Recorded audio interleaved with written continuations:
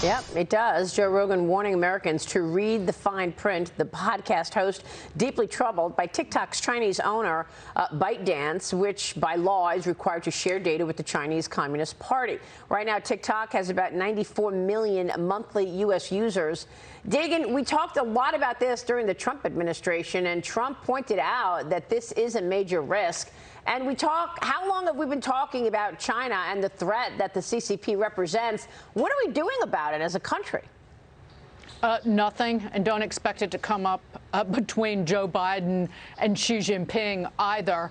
Joe Biden can't even stand up to the Chinese leader, the ruler, about the origins of the pandemic of COVID, which has killed more than 1 million Americans and millions of people around the globe. I digress, but this is how China becomes even more powerful.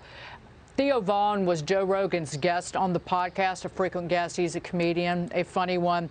Vaughn said, "It's insane. Do you think they created TikTok just on purpose to have all that referring to the information?"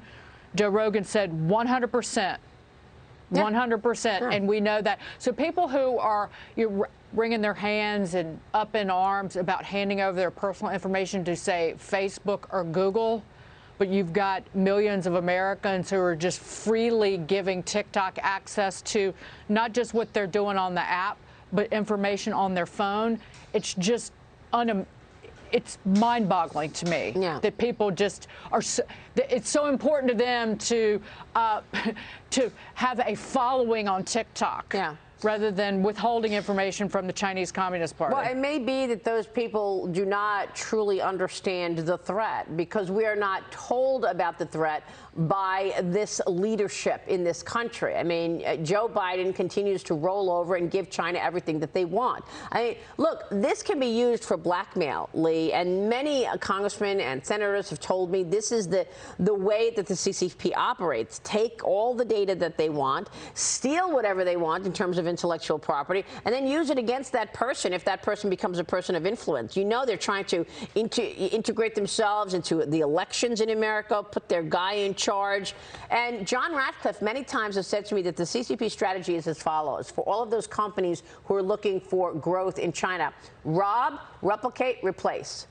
Rob, replicate, replace. That is what the CCP does to those companies that are operating in China. I mean, see, what you've done is made it really tangible. This is what can happen by sharing your data with the CCP.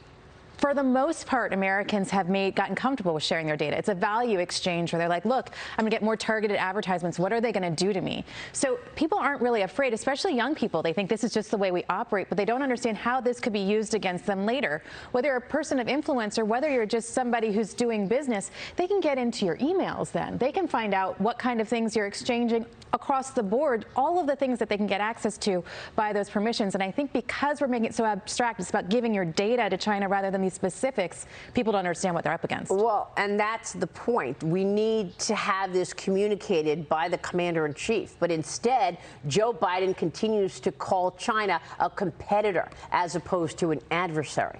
Well, admittedly, as I wrestle with this myself, I'm not sure which is worse, giving my data to TikTok, which gives it to the communist government, or giving my data to Facebook, Google, Apple, and everybody else. And I don't really know what they do with it.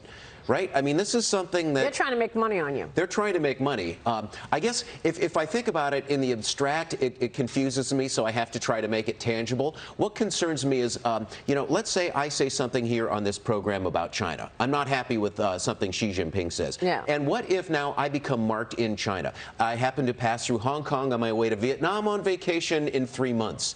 And I get pulled aside and they say, excuse me, Mr. Johnson. Yep. And they talk to me because they flagged me. Or worse. Because this thing was on and I was saying something. And then I start to get concerned. But it's the sort of thing where I don't think we really know where this thing goes. Make no mistake, it is against the law in China to criticize the Chinese Communist Party. Right. You will be jailed. Right. That's the rule and the laws in China. It's a communist country.